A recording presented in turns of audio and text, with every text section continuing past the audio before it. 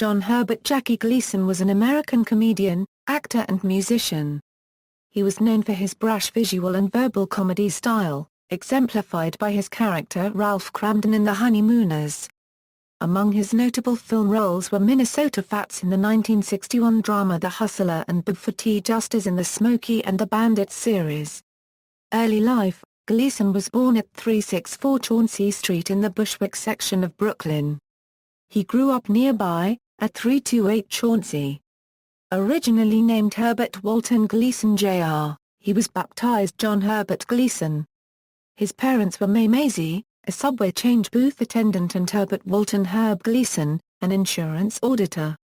His mother was from Farranree, Cork, Ireland, and his father was Irish-American. Gleason was one of their 2 children. His brother Clements died of spinal meningitis at age 14, and his father abandoned the family. He remembered his father as having beautiful handwriting, as Herbert Gleason often worked at the family's kitchen table writing policies in the evenings. The night before his disappearance, Gleason's father disposed of any family photos he was pictured in. Just after noon on December 15, 1925, he collected his hat, coat and paycheck, leaving the insurance company and his family permanently.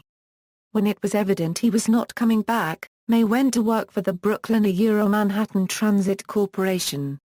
After his father left, young Gleason began hanging around on the streets with a local gang and hustling pool. He attended elementary school at PS 73 in Brooklyn and attended John Adams High School in Queens and Bushwick High School in Brooklyn. Gleason became interested in performing after being part of a class play. When he left school, he got a job as master of ceremonies at a theater which paid $4 per night. Other jobs he held included working in a pool hall, as a stunt driver and a carnival barker. Gleason and his friends made the rounds of the local theaters. He put an act together with one of his friends, and the pair performed on amateur night at the Halsey Theatre. He was also offered the same work 2 nights a week at the Folly Theatre. After his father's disappearance, Gleason was raised by his mother. When she died in 1935, Gleason was 19, had nowhere to go and less than 40 cents to his name. The family of his first girlfriend, Julie Denui, offered to take him in. Gleason, however, was headstrong and insisted he was going into the heart of the city. His friend, Sammy Birch, made room for him in the hotel room he shared with another comedian. Birch also told him of a 1-week job in Reading, Pennsylvania that would pay $19, more money than Gleason could imagine. The booking agent advanced him bus fare for the trip against his salary. This was Gleason's first job as a professional comedian, and he had regular work in a number of small clubs after that. Career. Gleason worked his way up to a job at New York's Club 18, where insulting its patrons was the order of the day. Skater Sonia Heaney was greeted by Gleason, who handed her an ice cube and said, "Okay, now do something." It was here that Jack Warner first saw Gleason, signing him to a film contract for $250 per week. By age 24, Gleason was appearing in movies, first for Warner Brothers in such films as Navy Blues with Ann Sheridan and Martha Ray and All Through the Night with Humphrey Bogart, for Columbia Pictures for the B-military comedy Tramp, and finally for 20th Century Fox, where Gleason played Glenn Miller Orchestra bassist Ben Beck in Orchestra Wives. He also had a small part as a soda shop clerk in Larceny, Incorporated with Edward G. Robinson, and a modest part as an actor's agent in the 1942 Betty Grable Harry James musical Springtime in the Rockies. Gleason did not make a strong impression on Hollywood at first. At that time, however, he developed a nightclub act which included comedy and music. At the end of 1942, Gleason and Lou Parker led a large cast of entertainers in the roadshow production of Olsen and Johnson's new 1943 Heltzer Poppin'. He also became known for hosting all-night parties in his hotel suite. The hotel soundproofed his suite out of consideration for its other guests. Anyone who knew Jackie Gleason in the 1940s, wrote CBS historian Robert Metz, would tell you the fat man would never make it. His pals at Lindy's watched him spend money as fast as he soaked up the booze. Gleason's first significant recognition as an entertainer finally came on Broadway when he appeared in the hit musical Follow the Girls. While working in films in California, Gleason also worked at former boxer Maxie Rosenblum's nightclub. Early television. Gleason's big break occurred in 1949, when he landed the role of blunt aircraft worker Chester A. Riley for the first television version of the radio comedy The Life of Riley. The show received modest ratings but was cancelled after 1 year, with Bendix reprising the role in 1953 for a 5-year series. The Life of Riley became a television hit for Bendix during the mid to late 1950s. But long before this, Gleason's nightclub act had received attention from New York City's Inner Circle and the fledgling Dumont television network. He was working at Slapsy Max's when he was hired to host Dumont's Cavalcade of Stars variety hour in 1950. The program initially had rotating hosts. The offer first made to Gleason was for 2 weeks at $750 per week. When he said he did not consider that worth the train trip to New York, the offer was extended to 4 weeks. Gleason then returned to New York. He framed the show with splashy dance numbers, developed sketch characters he would refine over the next decade, and became enough of a presence that CBS wooed him over to its network in 1952. Renamed The Jackie Gleason Show, it became the country's second highest-rated television show during the 1954–1955 season. Gleason amplified the show with even splashier opening dance numbers, inspired by Busby Berkeley screen dance routines and featuring the precision choreographed June Taylor dances. Following the dance performance, he would do an opening monologue. Then, accompanied by a little traveling music, he would shuffle towards the wings, clapping his hands inversely and shouting, "And away we go." The phrase became one of his trademarks, along with, "How sweet it is." Fiona Bryant, a former Powers girl, became Gleason's, "And away we go, girl." Ray Bloch was Gleason's first music director, followed by Sammy Spear. Gleason often kidded both men during his opening monologues. He continued developing comic characters, including Reginald Van Gleason III, a top-hatted millionaire with a taste for both the good life and fantasy, boisterous, boorish Rudy the repairman, gregarious Joe the bartender, with friendly words for the never-seen Mr. Denui the poor soul, a silent character who could come to grief in the least expected places, Rum Dum, a character with a brush-like moustache who often stumbled around, Fenwick Babbitt, a friendly, addle-headed young man usually depicted working at various jobs, Charlie Bratton, a loudmouth who frequently picked on the mild-mannered Clem Finch, the bachelor, a silent character doing everyday things. In an unusually lazy way, in a 1985 interview, Gleason related the connection of some of his characters to his youth in Brooklyn. The Mr. Denui whom Joe the bartender greets is a tribute to Gleason's first love, Julie Denui. The character of the poor soul was drawn from an assistant manager of an outdoor theater he frequented. The Honeymooners. By far, Gleason's most popular character was blustery bus driver Ralph Kramden. Largely drawn from Gleason's harsh Brooklyn childhood, these sketches became known as the Honeymooners. The show customarily centered on Ralph's many get-rich-quick schemes, his ambition, antics with his best friend and neighbor, scatterbrained sewer worker Ed Norton, and clashes with sensible wife Alice, who typically pulled Ralph's head down from the clouds. The Honeymooners also became the birthplace of catchphrases invented by Gleason, such as harmless threats to Alice, "One of these days Alice," "Pow, right in the kisser," or "To the moon Alice, to the moon." The Honeymooners originated when Gleason was collaborating on a sketch with his show's writers. He told them he had an idea he had always wanted to work out, a skit with a smart, quiet wife and her very vocal husband. He went on to describe that while the couple had their fights, underneath it all they loved each other. Titles for the sketch were tossed around until someone came up with the Honeymooners. The Honeymooners first appeared on Cavalcade of Stars on October 5, 1951, with Carney in a guest appearance as a cop and character actress Pert Kelton as Alice. Darker and fiercer than they later were with Audrey Meadows as Alice, the sketches proved popular with critics and viewers. As Kramden, Gleason played a frustrated bus driver with a battle axe of a wife in harrowingly realistic arguments. When Meadows took over the role after Kelton was blacklisted, the tone softened considerably. Early sketches come as something of a shock to modern critics accustomed to Meadows' Alice. When Gleason moved to CBS, Kelton was left behind. Her name had turned up in Red Channels, a book which listed and described reputed communists in television and radio. Gleason reluctantly let her leave the cast, with a cover story for the media that she had heart trouble. He also turned down Meadows as Kelton's replacement at first. Meadows wrote in her memoir that she slipped back to audition again and frumped herself up to convince Gleason that she could handle the role of a frustrated working-class wife. Rounding out the cast, Joyce Randolph played Ed Norton's wife Trixie. Elaine Stritch had played the role as a tall and attractive blonde in the first sketch, but was quickly replaced by Randolph. Comedy writer Leonard Stern always felt the Honeymooners were more than sketch material and convinced Gleason to make it into a full hour-long episode. Gleason gambled on making it a separate series entirely in 1955. These are the classic 39 episodes, which finished 19th in the ratings for their only season. They were filmed with a new Dumont process, electronic arm.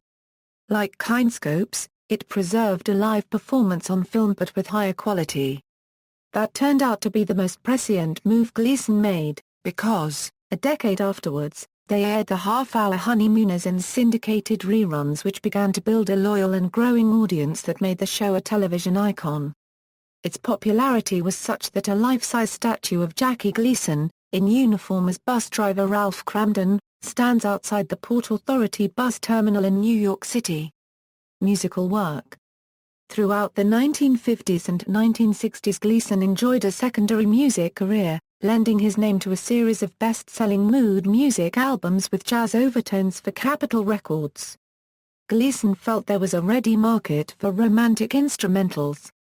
His goal was to make musical wallpaper that should never be intrusive, but conducive. He recalled seeing Clark Gable play love scenes in movies. The romance was, in his words, magnified 1,000% by background music. Gleason reasoned, if Gable needs music, a guy in Brooklyn must be desperate. Gleason's first album, Music for Lovers Only, still holds the record for the album longest in the Billboard Top 10 charts, and his first 10 albums all sold over 1 million copies.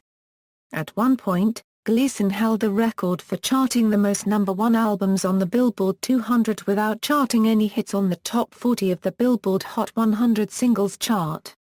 Gleason could not read or write music. He was said to have conceived melodies in his head and described them vocally to assistants.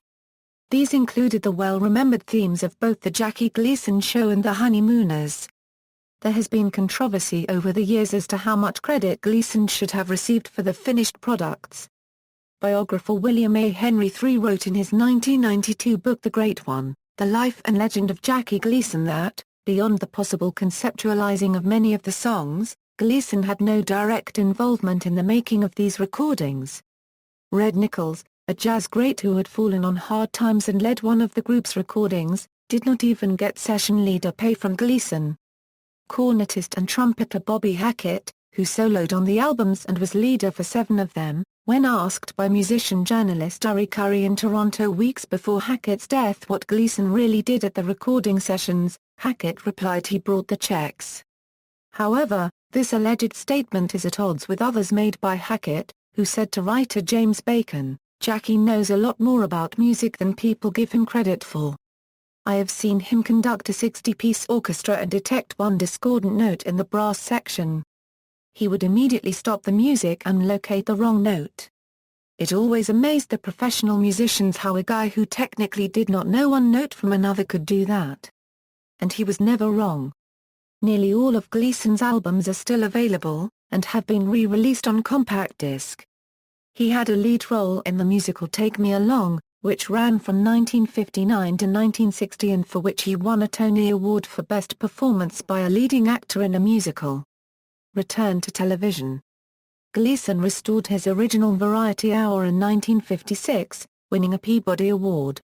He abandoned the show in 1957 when his ratings for the season came in at number 29 and the network suggested he needed a break. He returned in 1958 with the half-hour show featuring Buddy Hackett, which did not catch on.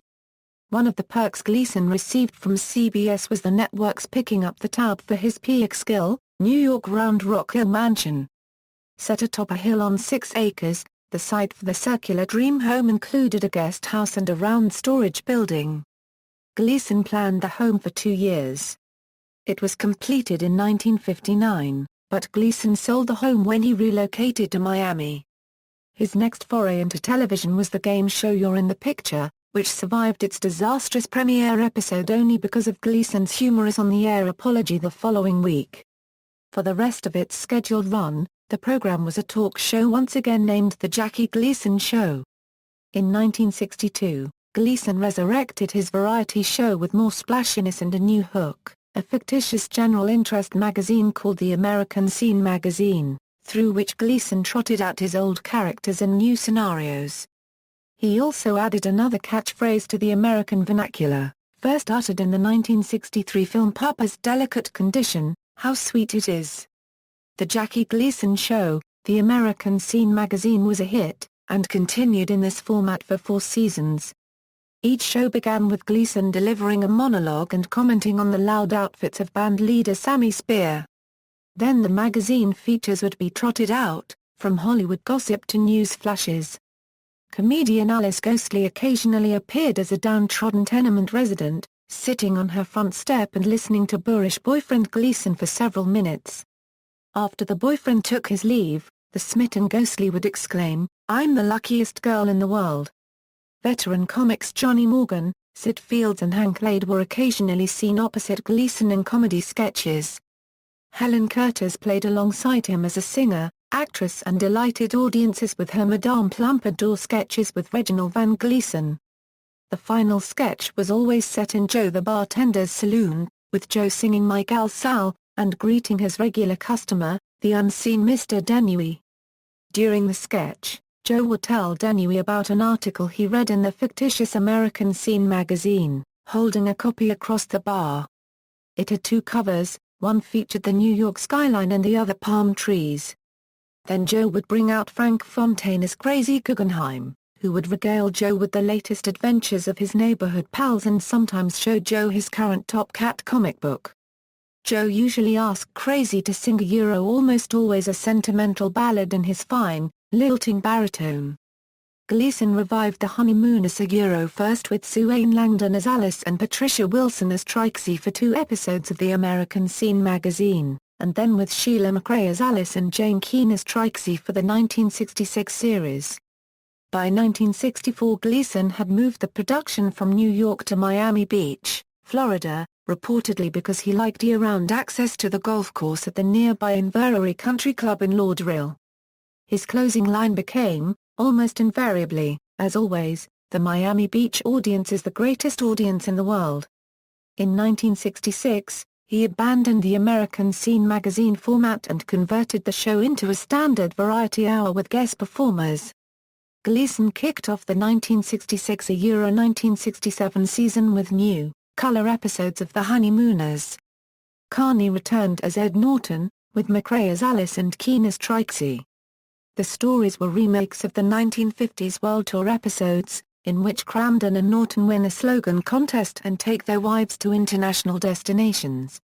Each of the 9 episodes was a full-scale musical comedy, with Gleason and company performing original songs by Lynn Duddy and Jerry Brisler. Occasionally the Gleason Hour would be devoted to musicals with a single theme such as college comedy or political satire, with the stars abandoning their honeymooners roles for different character roles. This was the show's format until its cancellation in 1970. The musicals pushed Gleason back into the top 5 in TV ratings, but audiences soon began to decline. By its final season, Gleason's show was no longer in the top 25. In the last original Honeymooners episode aired on CBS, Ralph encounters the youth protest movement of the late 1960s and early 1970s. Gleason wanted the Honeymooners to be just a portion of his format, but CBS wanted another season of nothing but the Honeymooners. The network had just cancelled a mainstay variety show hosted by Red Skelton and would cancel The Ed Sullivan Show in 1971 because they had become too expensive to produce and attracted, in the executive's opinion, too old an audience. Gleason simply stopped doing the show in 1970, and left CBS when his contract expired. Honeymooners Revival. Gleason did 2 Jackie Gleason show specials for CBS after giving up his regular show in the 1970s, including Honeymooners segments and a Reginald Van Gleason 3 sketch in which the gregarious millionaire was portrayed as an alcoholic. When the CBS deal expired, Gleason signed with NBC, but ideas reportedly came and went before he ended up doing a series of Honeymooners specials for ABC. Gleason hosted 4 ABC specials during the mid-1970s. Gleason and Carney also made a television movie, Izzy and Mo, which aired on CBS in 1985. In April 1974, Gleason revived several classic characters in a television special with Julie Andrews. In a song and dance routine, the two performed Take Me Along from Gleason's Broadway musical. In 1985, 3 decades after the classic 39 began filming, Gleason revealed he had carefully preserved countscopes of his live 1950s programs in a vault for future use. These lost episodes were initially previewed at the Museum of Television and Radio in New York City, aired on the Showtime cable network in 1985 and later added to the Honeymooners syndication package with the classic 39 episodes for broadcast on local TV stations. They were also released on home video. Some of these include earlier versions of plot lines later used in the classic 39 episodes. One had all Gleason's best-known characters in and out of the Kramden apartment. The storyline involved a wild Christmas party hosted up the block from the Kramdens' building by Reginald Van Gleason at Joe the bartender's place. Dramatic roles. Gleason's acting was not restricted to comedic roles. He had also earned acclaim for live television drama performances in The Laugh Maker on CBS's Studio One and William Saroyan's The Time of Your Life, which appeared as an episode of Playhouse 90. He was nominated for a Best Supporting Actor award for his portrayal of Minnesota Fats in The Hustler. He was also well received as a beleaguered boxing manager in the movie version of Rod Serling's Requiem for a Heavyweight. Gleason also played a world-weary Army sergeant in Soldier in the Rain, in which he received top billing over Steve McQueen. He wrote, produced and starred in Jigo, a box office flop in which he plays a poor, mute janitor who befriends and rescues a prostitute and her small daughter. A film's script formed the basis for the television film The Wallcap, starring William H. Macy in the role of the mute janitor. The television film received modestly good reviews. Gleason played the lead in the Otto Preminger all-star failure, Skidoo. In 1969, William Friedkin wanted to cast Gleason as Pop Idol in The French Connection, but between Jigo and Skidoo the studio refused to offer Gleason the lead. Instead, Gleason wound up in How to Commit Marriage with Bob Hope as well as the movie version of Woody Allen's play Don't Drink the Water. Both were unsuccessful. 8 years passed before Gleason had another hit film. This role was the comedic and cursing Texas Sheriff Buford T. just as in the films Smokey and the Bandit, Smokey and the Bandit 2 and Smokey and the Bandit Part 3. He co-starred with Burt Reynolds as the Bandit, Sally Field as Carrie and Jerry Reed as Caldous Snow, the Bandit's truck-driving partner. Former NFL linebacker Mike Henry played his not-so-bright son, Junior Justice. Gleason's gruff and frustrated demeanor and lines such as "I'm gonna barbecue yo' ass in molasses" made the first Bandit movie a hit. Years later, when interviewed by Larry King, Reynolds said he agreed to do the movie only if they would hire Jackie Gleason to play the part of Sheriff Buford T. Justice. The interview also revealed that director Hal Needham gave Gleason free rein to ad-lib a great deal of his dialogue and make suggestions for the film. The scene at the Choke and Puke was Gleason's idea. Reynolds and Needham knew Gleason's comic talent would help make the film a success, and Gleason's characterization of Sheriff Justice helped the film's appeal to blue-collar audiences. During the 1980s, Gleason earned positive reviews playing opposite Laurence Olivier in the HBO dramatic two-man special, Mr. Halpin and Mr. Johnson. He also gave a memorable performance as wealthy businessman U.S. Bates in the comedy The Toy opposite Richard Pryor. Although the movie itself was critically panned, Gleason and Pryor's performances were praised. Personal life. Marriages and family. Gleason had been seeing a lot of Genevieve Harford, a dancer. Both were working in vaudeville when they met. Genevieve wanted marriage, while Gleason was not ready to settle down. She told him that they would either get married or she would begin seeing other men. When Gleason went on stage one evening at the Club Miami in Newark, New Jersey, Genevieve was seated in the front row with a date. At the end of his show, Gleason went to the table and proposed to Genevieve in front of her date. They were married on September 20, 1936. Genevieve expected a normal husband who would be home when not at work. Gleason fell back into spending his nights out. Separated for the first time in 1941 and reconciled in 1948, the couple had 2 daughters. Gleason's daughter Linda was married to actor-playwright Jason Miller. Their son is actor Jason Patrick. Gleason and his wife informally separated again in 1951. In early 1954, the comedian suffered a broken leg and ankle on air during his television show. His injuries sidelined him for a few weeks, and Gleason's friends filled in for him while he recuperated. Gleason's injury dealt a permanent blow to his already troubled marriage. While they were still separated when Gleason was hospitalized, Genevieve came to visit and found he already had a visitor, dancer Marilyn Taylor from his television show.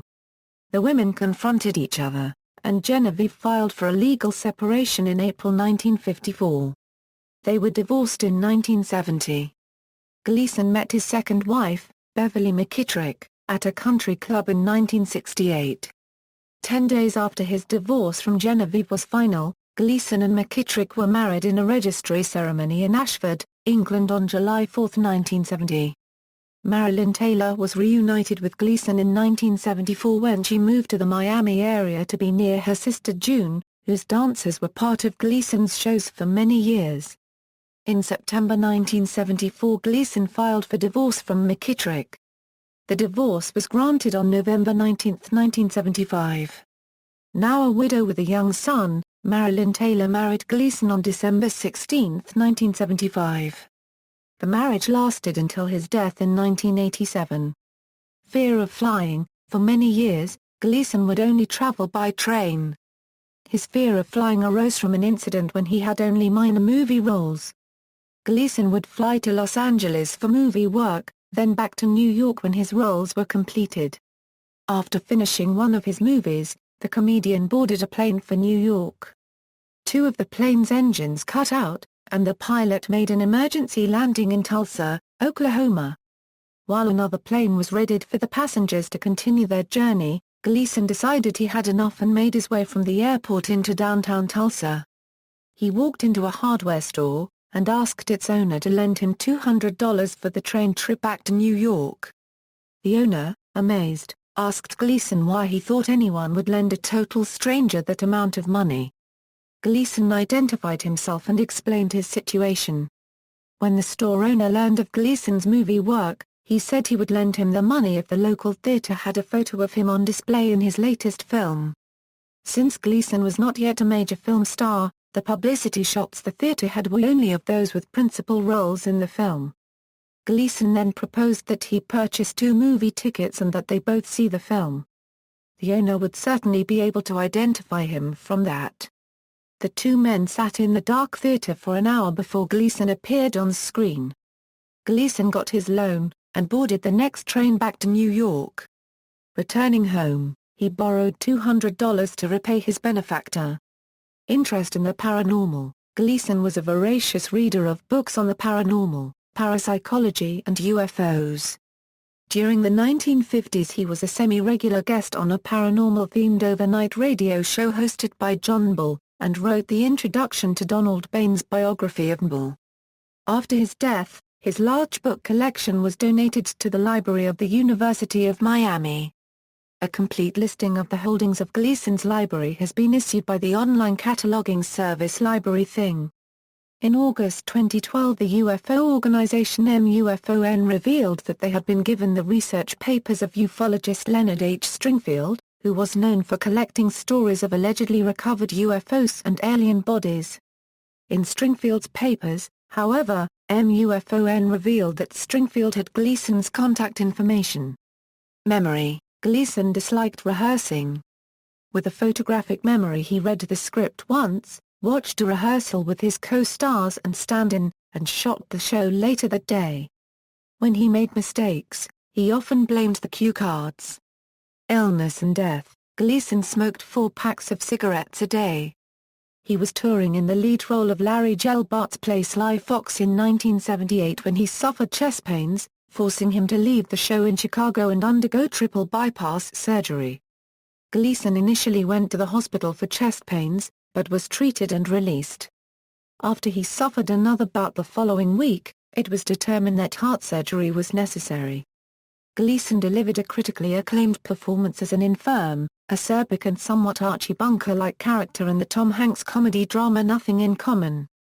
The film proved to be Gleason's final film role, since he was suffering from colon cancer, liver cancer, and thrombosed hemorrhoids during production. €OEI1 unregistered trademark to be around much longer €, he told his daughter at dinner one evening after a day of filming. Gleason kept his medical problems private, although there were rumors that he was seriously ill. A year later, on June 24, 1987, Gleason died at his Florida home. After a private funeral mass at the Cathedral of St. Mary in Miami, Gleason was entombed in a sarcophagus in a private, outdoor mausoleum at Our Lady of Mercy Catholic Cemetery in Miami. At the base is the inscription, "And away we go."